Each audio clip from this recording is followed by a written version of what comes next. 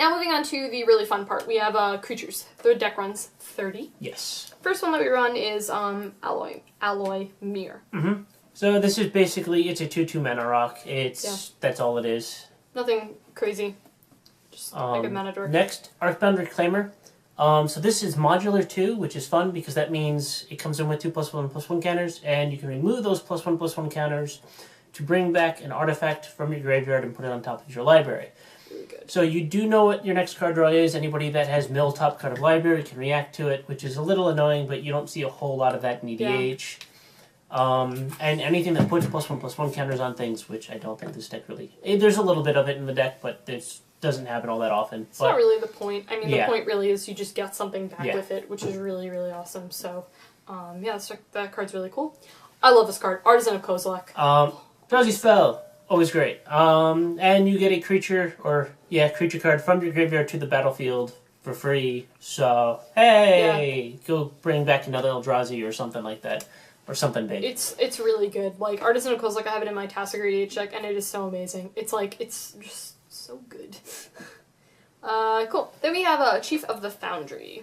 3 mana. All other artifacts you control get +1/+1, as this deck is basically 60 artifact cards, because we get 30 normal artifacts, 30 creatures. Not quite third of the deck, but it's close enough that it's between lands and stuff. It's about 2/3 of the deck. It's a really nice +1/+1 early with game Karn drop. too, because I make any of the artifacts into creatures as well. So yeah, it's a really nice early game sort of drop, definitely on the field. Cool. Then we have Colossus of Arcos. This card's really funny. 8 mana for a 10/10, so you already get good value there. It is Defender and Indestructible, so Indestructible 10/10, that's great. Monstrosity 10, it gets 10 +1/+1 counters, so you now have a 20/20 Indestructible. Trample. If it's Monstrosity. Yeah, and it gets Trample, so 20/20 Trample. Indestructible. Yeah. Have fun dealing with that. Yeah, that's super relevant. Equip any of the swords, quite a spike to it, or any of the equipment to it, and it's a bad day for whoever's your opponent. Super good. Then we have one of my favorite cards, which is Creepy Doll. It's basically a less good version of Stuffy Doll, sort of. I mean, you do get a chance to destroy it. With my luck, I don't ever destroy things. I had a match with a friend, blocked 6 times. We rolled die, we did odds, evens. 6 times in a row, I lost. Yeah. Well, that's really bad luck. Except when it comes to starting die, apparently, where I roll the highest every single time. That's relevant. Cool. Then we have Darksteel Colossus. 11 mana for an 11/11, so... Trampler. You would say that's vanilla, but it's trample and indestructible, so it's better than vanilla, and it's big. You get to shuffle your library if it's put into the graveyard. No, you only shuffle him into the... Oh. Yes. Oh, okay. Yeah, this one is only him. All the Eldrazi are the other ones, which is why I do have a couple Eldrazi, because it's a good way to get stuff back into the... And it prevents you from getting milled out, which is really great. Cool. Then we have Darksteel Juggernaut. Again, this is why artifacts matter, this card. It's really great. Indestructible, 5 mana, and then its power toughness equals the number of artifacts you control. As this has that pseudo-affinity fill, it gets really big really quick. Does have to swing each turn to Fable, but you don't really care. It's kind of indestructible. If it had Trample, it would be the best card in existence. That'd be really dumb. Then we have a new card from Battle for Zendikar, which I really like, which is Endless One. It's I really like this card. Strictly vanilla, but there are ways of reducing the cost of this, so it basically gets free counters. It's just a big dude. Yeah, basically. Pretty sweet. I like it. Then we have Etched Champion. I mean...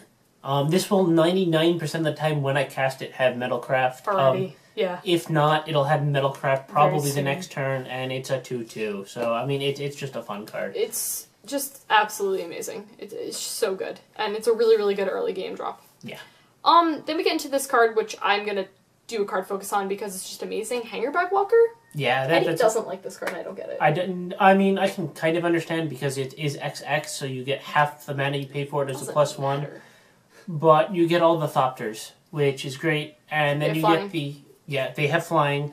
Pay 1 and tap it, you get an extra thing, and so there's the Unwinding Clock in the deck. Yeah, and you can untap and do it multiple times, which is really good. Yeah. Anything that's untapped artifact. Super sweet. As we will see later, you've already seen with Voltaic Key, there's another card that does it. Yeah. So you can do that twice in one turn fairly easily, and it's just so great. It gets really big pretty fast. You top deck Hangerback Walker at any point in the game, and you're really happy. Other than turn 1 draw, pretty much. Yeah, I mean, but if you have nothing else to do with your mana, you do it, and then it just keeps getting bigger. People don't want to kill it, they want to kill it early on so that you don't get more tokens. It's super awesome. Then we have It That Betrays. This is fun, because people run fetch lands and things, which is really awkward for this deck, because you don't ever want fetch lands. Because you can't fetch for basic lands, or any lands for that matter. But it does have Annihilator too, but if they start sacrificing creatures for abilities, and a lot of decks run things that sacrifice creatures like Birthing Pod, Mugus, anything like that. Mugus deck, it's really good. Yeah. Yeah. Cool. Then we have new Kozilek. Only Kozilek. Is it really? Yeah, this is the only. Oh, this is the only. I get that Kozilek confused. I just. This when you cast it, draw 4 cards. Super great. Good. Yeah. 10 mana for a 12/12. Great. Annihilator 4. Okay, Annihilator is rude, but if you're casting it, you're doing pretty well already usually. And then when it goes into the graveyard, you shuffle it and your entire graveyard back in, which is really helpful with this deck. Yeah. Something I realized too with the shuffling back into graveyard, that you have a lot of the lands that you sacrifice and stuff like that, which is really good. So you sacrifice them and you can potentially get them back, which is really awesome. Cool. This is a card that you just had in the deck, so we don't really know exactly how it works. It's a bigger mana rock. Kozilek's Channeler. Yeah. Yeah. That can be. It's a creature, which is helpful. It's a mana rock, which is helpful. So I mean, it's a good value trade in for what I put it in for. Definitely. Cool. And then we have Memnite, which is a 1/1 for 0. Oh, hey, look, this is Affinity. Super good. Yeah, it's great. Turn 1, play a tap land or something, and you play that. And you're sitting on the board with a creature for 0. It's great. Super awesome. One of the cards that somewhat recently got unbanned from Commander is Metalworker. This is fun. So tap it. You reveal any number of artifacts from your hand, and each artifact you reveal gives you 2 mana. This is part of the infinite combo in the deck. The third one is Voltaic Construct, but we'll show you at the end, and I'll explain the full infinite combo when we get to that. Yeah. Yeah, Metalworker is really good. Great way to get mana. Yeah, and with the deck being 60 basically artifacts, you will more often than not have 2 artifacts in your hand. The thing as well, like I feel like with your build of the deck with Metalworker, that doesn't make it as broken. It's the fact that like you run it, a lot of times you just dump your hand, so you don't have as much. With other builds of this type of deck, I can see it being better. It's also really a 1 of 99 cards. You're not always going to get it. There's no searching for it, so it's not as bad. This isn't a colored artifact deck where you can tuner and stuff like that. So it's really not as bad. Yeah, definitely. Cool. Then we have Oblivion Sour. This is great. You cast it, anything that plays Delve, it'll typically double away lands. My Tasigur deck. Tasigur, yeah. And so I can get a lot of lands real quick with that sometimes, and so that really helps just getting even more mana. I don't get the colors. Yeah, I get the fetch lands, which which is absolutely useless for me because they tap for nothing, and I have no way of making them tap for mana in the deck. Basically. But hey, they're lands, they don't have access to them, and I get access to them, so it's also, not that bad. It's just a 5/8. Yeah, it's 5/8 for 6, so it's not bad. It's such a weird power and toughness, it's just really weird. People have a hard time getting rid of it, so cool. Then we have Ornithopter. 0 drop, 0/2 flying. That flying is super relevant, and you Tron onto this, and it's just fun. Yeah, it's really cool, I like it. Then we have Palladium Mirror. It's a 3... Add 2 to your mana pool, better than the LA Mirror, which you saw earlier, because it does produce 2 mana. I don't care about the color that the LA Mirror produces. Yeah. So it's just a slightly better LA Mirror for the deck. It's a really good mana rock. Cool, then we have Phyrexian Juggernaut. It's the Phyrexian version of the Darksteel Juggernaut. It's got Infect. It's a 5/5 Infect, not Star Infect, because that would be way too broken. But it's, again, because it's a Juggernaut, it has to attack each turn if able, so it is a little awkward sometimes when you want to have blockers, and that's the only thing you got on the field. But having a thing that swings for 5 Infect is half their Infect life if they don't have blockers, or will severely weaken, if not kill, whatever it's swinging. Yeah. Cool. Then we got a Plague Mirror. 2 mana for 1/1 Infect, but mostly it's there. It's a mana rock. Yeah, basically. And then we have Palladium Empyrean. Platinum Empyrean. Platinum Empyrean. This is fun. Your life total can't change. Yes, you can still take commander damage, but anything else that swings at you is basically say, I'm not going to block. It's another way. This deck has several ways of just saying, nope, I'm not going to let you kill me. The Pariah Shield, equipped to a stuffy doll or something like that, it's just fun. Good day. Cool. It's also an 8/8, so. Yeah, pretty sweet. Then we have Steel Hellkite. It's probably the only attacking flyer in the deck. Yes. That is an actual creature all the time. It's great. Its X ability, destroy each non-land permanent with converted mana cost X, where X is the amount you pay for it, and it's a good way of removing things from opponent's fields. Yeah, it's a good removal card. Yeah, and it's also a flyer that you can give +1/+0 multiple times, so you can make it bigger. Creatures who act as removal are just some of the best things that you can do in this game. So yeah, it's really it's a great card. It's a good card. I like it.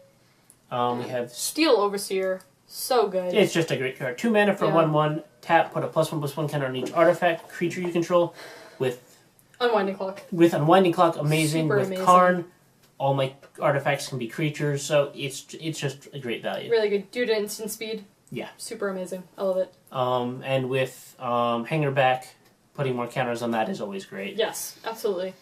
Then we get into Stuffy Doll. I love this card. This is probably my favorite card in the deck. You equip Pariah Shield on this, you name one of your opponents, and then you just say, hey, everybody swing at me, and that person dies.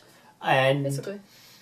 Or they swing your biggest thing at me, mine won't die, they lose lots of damage, and you don't care. You have a lot of indestructible stuff in this deck. I kind of really need cool. it. Yeah. Because I need ways to protect myself, and indestructible creatures are the way to do it. Getting rid of things really tough. Really. That too. Yeah.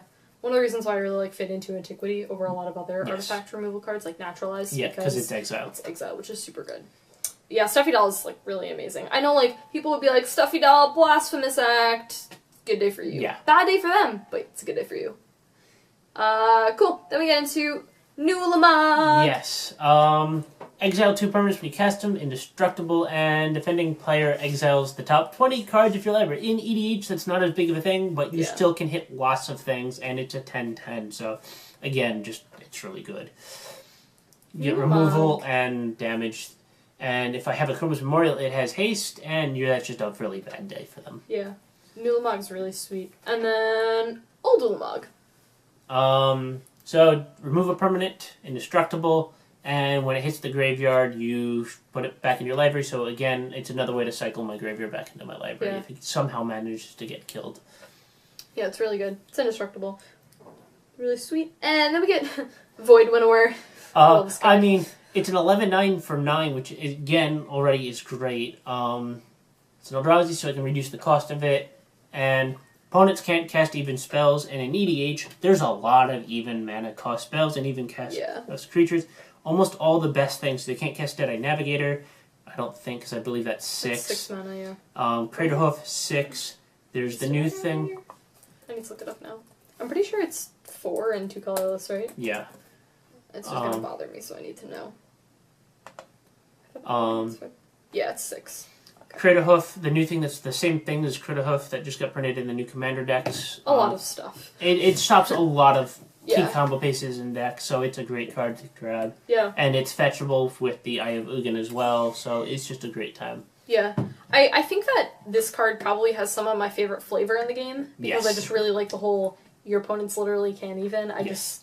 I'll say that all the time. I'll be like, did someone play a Void Winnower because I can't even? I have a lot of fun with that. Cool. Then we have a Voltaic Construct. This is the third card in the Infinite combo. So you run Metalworker, Staff of Domination, which has all the abilities on it, and this, so you can untap target artifact creature. So you play Metalwork, reveal 2 artifacts from your hand, untap Metalworker, and do that forever. So yeah, you can generate infinite mana with 2 cards, but Staff of Domination basically says, I'm going to draw my entire deck and play the entire deck, as long as you get 2 artifacts in your hand, so you just kind of go infinite. Yeah. You can't kill that turn with the deck, but you can basically play the entire deck, say you have nothing on the field, and then they scoop, or you win next turn. Yeah, basically. I've had it happen once. It was funny. Yeah, I mean, like, yeah, it's a piece of a combo. Very situational. In EDH2, combos are more difficult to pull off. Yeah. And you don't really have that many ways of searching for things except for the Eye of Ugin. Yeah. So it's very situational. But yeah, I mean, it's nice to have, but it's not necessary for the deck to win. Yeah, exactly. Cool. And the last card in the deck is Wormcoil. It's a great This card's amazing. 6/6 for 6. It dies, you get 2/3/3s. Death Touch, Lifelink. I mean, you can't go wrong with this card in an EDH deck. Wurmcoil Engine's super sweet. I like it a lot. Alright, yeah guys, that was it. That was Paul's entire EDH Karn deck. Again, if you want us to check it out, it's listed on tapped out below. And yeah, that's pretty much it. Yeah. Alright, cool. We're gonna get food now because we're really hungry. So talk to you guys later. Bye.